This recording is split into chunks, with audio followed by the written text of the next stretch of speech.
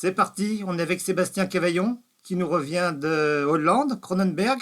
Belle performance Ouais, puisque tu remportes le CCI 4 étoiles long avec, avec Ellipso de la Vigne, Ellipso de la Vigne, un affixe que tu aimes bien. tout à fait. Alors dis-nous comment ça s'est Même- passé. Bah écoute, très bien, je peux pas dire le contraire.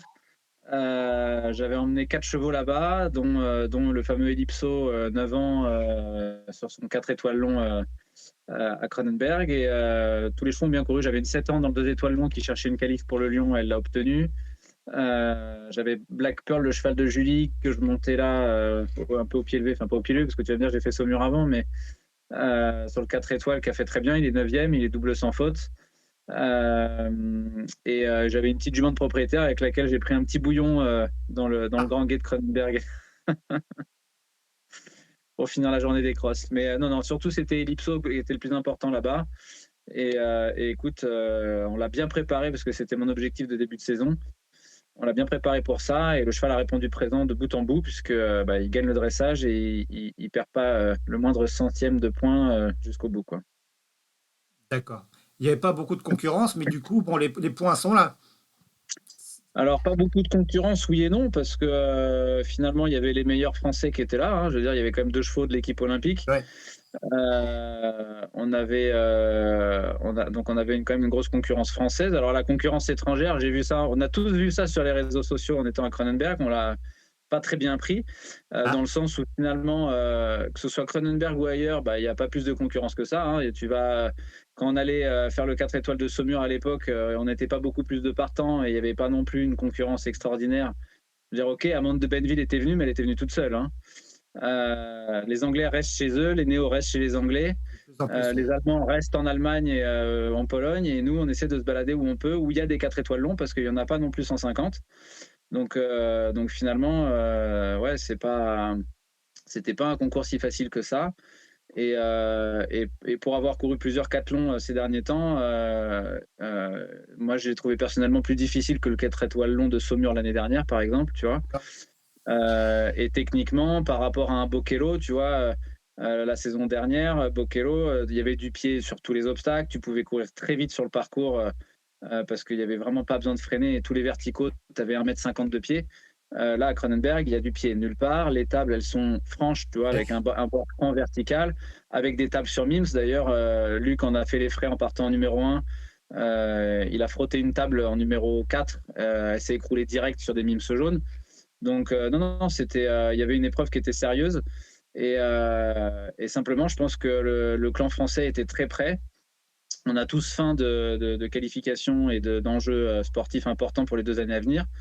Et je pense que ça prouve juste une chose, c'est que les couples sont en super forme en début de saison, quoi. Oui. De toute façon, tu gagnes à 30 points, un 4 étoiles long, ça se gagne dans ces points-là. Donc c'est. Ouais, alors après, les 30 points de dressage, on est un tout petit peu déçu des notes qui sont sorties, mais dans l'ensemble, sur tout le week-end. C'est-à-dire que les juges sont restés hyper frileux dans les points, mais dans toutes les épreuves. La hiérarchie est normale, si tu veux, par rapport aux reprises, etc., mais dans tous les niveaux. Mais ce qu'on pourrait attendre avec 3 ou 4% de plus en temps normal dans n'importe quel autre concours, là, on avait 3-4% de moins sur chaque reprise, quoi. Donc, moi, je me fie pas tellement à la note, mais plutôt à la prestation du cheval sur sa reprise de dressage, où il a déroulé une très bonne reprise. À Saumur, il déroulait une reprise en moins 26, si je dis pas de bêtises. Là, on est dans les mêmes eaux, quoi. D'accord. C'était pas son premier cathlon, hein, il avait fait Linière, il me semble. Ouais, j'avais fait Linière l'année dernière, mais j'ai perdu le cheval qui s'appelait Yuki de l'Orangerie Oui, sur ce concours-là et qui partait juste avant Ellipso sur la même épreuve. Et du coup, j'ai pas couru Ellipso dans les meilleures conditions. ouais, oui. J'avais pris un wagon de temps. Moi, j'étais vraiment pas présent sur mon cheval. Heureusement que j'avais eu le soutien de plusieurs personnes, dont Karim qui est venu me suivre sur tout le parcours avec Ellipso. Et ça m'avait aidé à finir ce parcours, mais c'était pas. Il n'y avait plus tellement d'enjeux, quoi. Le cheval, tu me diras, le cheval a fait le 4 étoiles long tout seul à la linière, donc c'était pas si mal comme entraînement. Mais là, on était plus près, on était à 100%, et le cheval a prouvé qu'il pouvait rentrer à l'heure sur ce niveau d'épreuve, donc ça, c'est plutôt de bon augure. Et surtout sur un terrain, Cronenberg, ça va ressembler énormément en fait à ce qu'on va avoir à Versailles. C'est des grandes allées Là, forestières.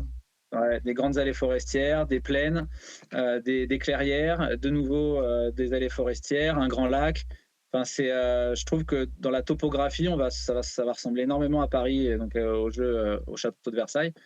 Donc je pense que le spot est assez intéressant pour pouvoir se préparer. D'accord. Et donc, la suite de la saison avec ce cheval-là, qu'est-ce que tu envisages?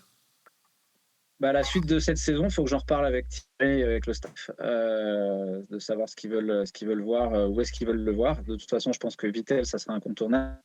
Après, d'ici Vittel, il y aura certainement une autre sortie. Donc ça, il faut que j'en rediscute avec eux exactement, de voir où ils veulent le voir. Moi, le cheval, il est en pleine forme, il va bien. Là, voilà, on est au point. Maintenant, il faut répéter les gammes. Il faut continuer à le faire progresser sur le dressage pour pouvoir aller chercher les meilleurs duos le jour venu. Et sur le cross et sur les barbes, il faut continuer à être aussi fiable qu'il l'est là et on n'aura pas trop de soucis.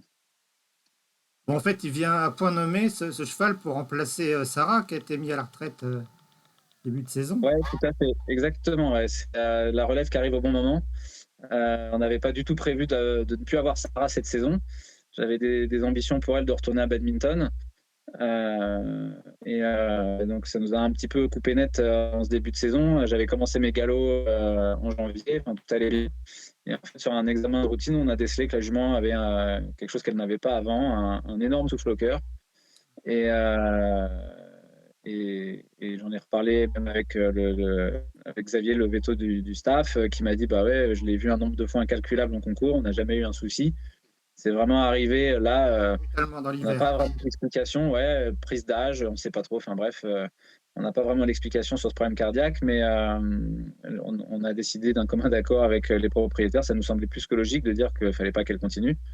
Même si les vétérinaires pouvaient éventuellement me dire oui, sur des petites épreuves, elle peut courir sans prendre trop de risques, non, je ne ferai pas prendre ce risque-là à ma jument. Et puis, elle a fait suffisamment pour moi et pour le sport, donc il était temps de dire stop. Et donc, en effet, l'IPSO arrive pile au bon moment et au bon âge pour prendre le relais, quoi. Ok. Et du coup, Sarah, elle va faire un poulain ou pas? C'est dans les tuyaux? C'est dans les tuyaux, ouais, ouais, ouais. On n'y réfléchit même pas, c'est sûr, même on va essayer. Donc là, on est en lien avec le haras de Bois-Margaux pour essayer de faire un produit avec Hitchcock Bois-Margaux, qui est un fils de Classique et de Caprice, un 6 ans qui est un extraterrestre.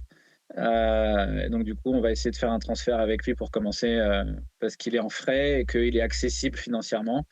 Donc pour commencer et mettre la machine en route, on s'est dit que c'était plutôt une bonne idée. Bon, bah c'est super tout ça. Je te remercie beaucoup pour ce compte rendu. Du coup, tu Avec vas pas à plaisir. Pompadour, j'imagine. Eh ben non, non, ouais, du coup non, ils vont pas à Pompadour, ils sont au repos tranquille cette semaine et on reprend le boulot dès début avril là pour préparer la suite. Eh bien, bonne chance pour cette suite. À Bah, bientôt. merci beaucoup. Ouais, à bientôt.